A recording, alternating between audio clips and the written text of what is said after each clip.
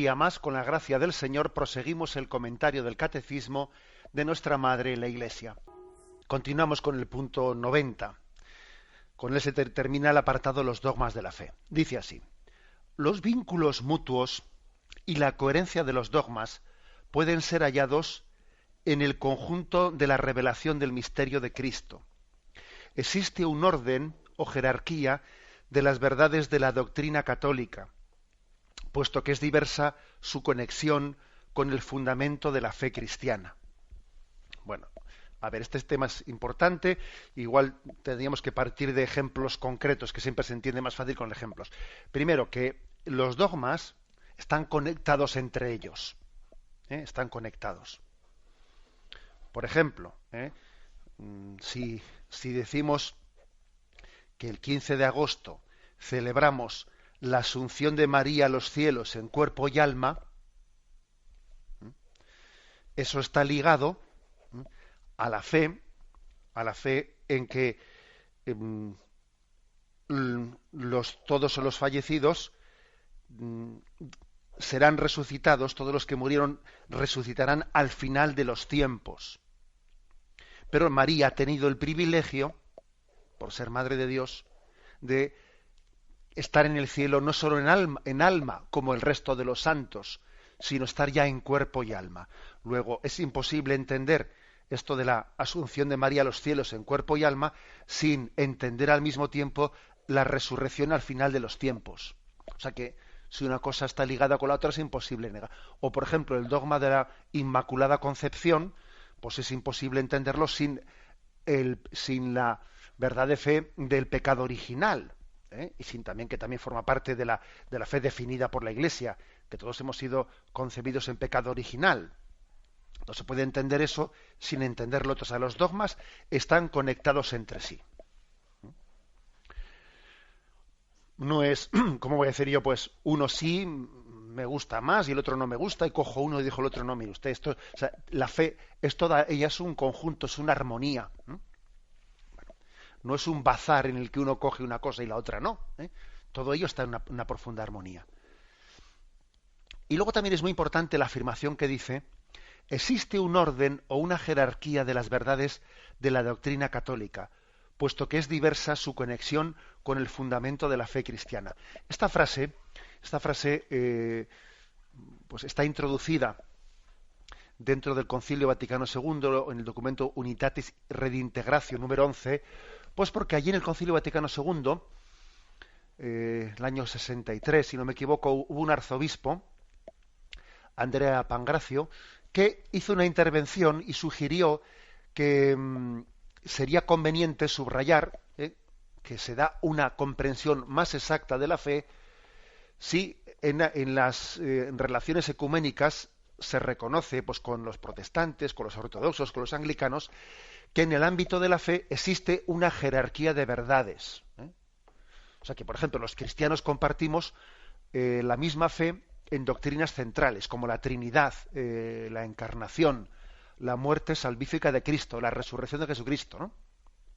Entonces, luego hay otras verdades que son más, se derivan de estas, que son secundarias, que no es que sean, ojo, la palabra secundarias tiene su riesgo, no es que sean menos verdad, pero que están fundadas en las primeras, ¿no? Y entonces se aceptó esta sugerencia de este padre del concilio y se añadió esta frase que acabamos de leer. Se afirma una frase en la que se afirma que la jerarquía de las verdades pues también es importante tenerlas en cuenta. La frase dice, lo vuelvo a leer: existe un orden o jerarquía de las verdades de la doctrina, puesto que es diversa su conexión con el fundamento de la fe cristiana. Pues, por ejemplo, vamos a ver, si nos acercamos a una persona alejada de la fe, pues, hombre, ¿cómo vamos a decir? Pues no se nos ocurriría decirle lo primero, oye, que es viernes de Cuaresma y tienes que hacer abstinencia. Bueno, hombre, ¿cómo vas a empezar por decirle eso? Eso es empezar la casa, no digo ya por el tejado, ¿no? Sino digo pues por la, no sé, pues por la antena. No es normal. O sea, tiene que haber un orden también en la exposición de la fe. Lo primero tendrá que ser hablar de de la revelación de Dios Padre que envía a Jesucristo. Lo primero será hablar del amor de Dios al mundo, de el querigma de la primera comunidad cristiana, que es que Cristo entregó su vida por la salvación de los hombres. Eso es lo principal, ¿no? Que Cristo es Dios entre nosotros, el mandamiento del amor, los dones más perfectos, es decir, los credos bautismales, la doctrina escatológica del más allá de la muerte. O sea, tendrá que haber un orden de prioridades a la hora de explicar la fe a alguien alejado. O también incluso cuando tenemos una conversación ecuménica pues con algunos cristianos separados de la Iglesia Católica, lo lógico es que empecemos poniendo bien los fundamentos principales y de ahí vayamos avanzando poco a poco pues en la exposición de la fe. Alguien que está alejado de la fe, no le voy a decir yo lo primero, pues, la autoridad que tiene el Papa para definir dogmáticamente las verdades. Oiga, pues eso ya se lo diremos cuando hayamos avanzado y dado los pasos previos, pero si él no tiene claro todavía que Cristo eligió a los 12 como fundamento de la Iglesia y que Cristo dio a luz a la Iglesia y él la fundó, ¿cómo voy a empezar a decirle que si el Papa tiene autoridad para esto o el derecho canónico? O sea, esto tiene que derivarse de lo anterior. Bien, a esto se refiere aquí este punto del catecismo cuando dice: hay una jerarquía en las verdades de la fe. Una jerarquía. Bueno, pues esto es muy importante. Es muy importante porque el Concilio Vaticano I también enseña que la razón humana puede alcanzar con cierta comprensión el nexus mysteriorum, dice aquí, el nexo entre los misterios. Aquí lo cita ese punto del Concilio Vaticano I, 3016, que también nosotros, con nuestra razón, podemos después ver, de la consecuencia, ¿no? La consecuencia de que Dios se hizo hombre, Dios se encarnó, que Cristo es el Dios hecho hombre, pues, por ejemplo, ¿no? La continuidad de ese misterio de Dios encarnado, Dios que nos acompaña en el camino, pues es también dar a luz a la Iglesia. La Iglesia es la continuidad del cuerpo de Cristo. Es decir, nosotros con nuestra razón vamos extrayendo consecuencias de la misma fe. Y para eso también es poner los cimientos de la fe e ir derivando de ellos consecuencias. Bien, como digo, esto del nexo, el nexo entre las verdades de fe, pues no es que sea relativizar que unas cosas son más verdades que otras, no, pero sí saber qué es el cimiento y qué es lo que se edifica sobre el cimiento, ni más ni menos, ¿no?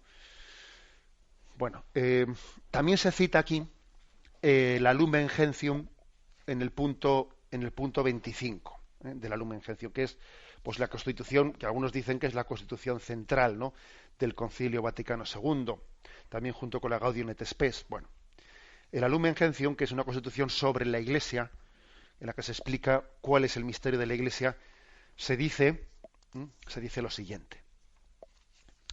Se dice: los obispos, cuando enseñan en comunión con el romano pontífice, deben ser respetados por todos como testigos de la verdad divina y católica.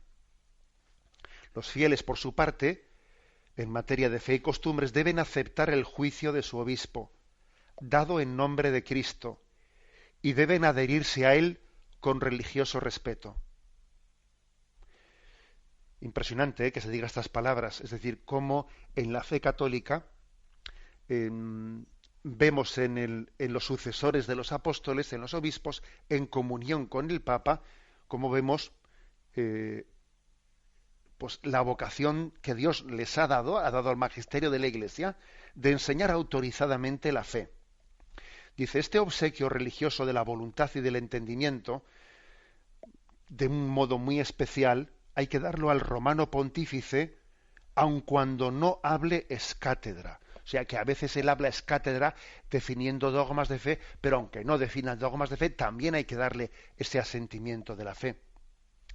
De tal manera que se reconozca con reverencia su magisterio supremo y con sinceridad se preste adhesión al parecer expresado por él, según su manifiesta mente y voluntad.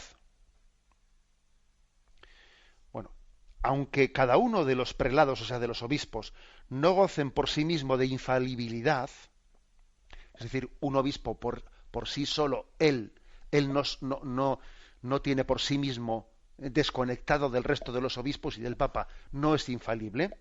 Dice, sin embargo, cuando, aun estando dispersos por el orbe, mantienen el vínculo de la comunión entre sí y con el sucesor de Pedro, enseñan auténticamente en materia de fe y costumbres, convienen en que una doctrina ha de ser mantenida como definitiva, también están proponiendo algo infaliblemente. Es decir, que cuando los obispos, aunque cada uno esté en su diócesis y no se hayan reunido en un concilio, y un obispo está enseñando pues lo que enseña el catecismo de la Iglesia Católica, y todos los obispos del mundo enseñan lo mismo y están en comunión con el Papa, que es el caso del catecismo de la Iglesia Católica, porque el catecismo de la Iglesia Católica ha sido preparado y dado a luz con la colaboración de todos los obispos del mundo, en comunión con el Papa.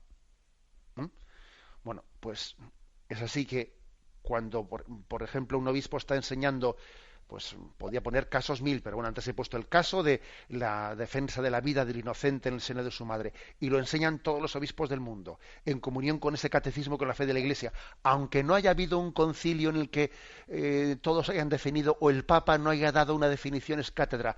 Sin embargo, forma parte de una enseñanza infalible de la doctrina de Cristo. Así lo dice aquí el Concilio Vaticano II de la Lumen Gentium.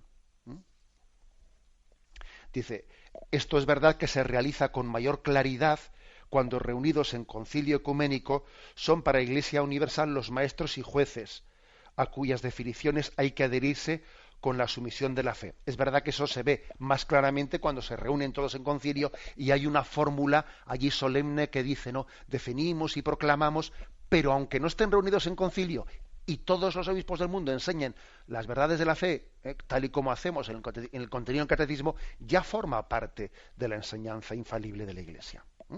Bueno, como veis, pues, nos ha enseñado el catecismo lo que son los dogmas de la fe, la conexión que existe entre ellos, y la importancia de abrirnos a ellos como un regalo de Dios en su misericordia, para iluminar el camino de nuestra vida. Me despido con la bendición de Dios Todopoderoso, Padre, Hijo y Espíritu Santo. Alabado sea Jesucristo.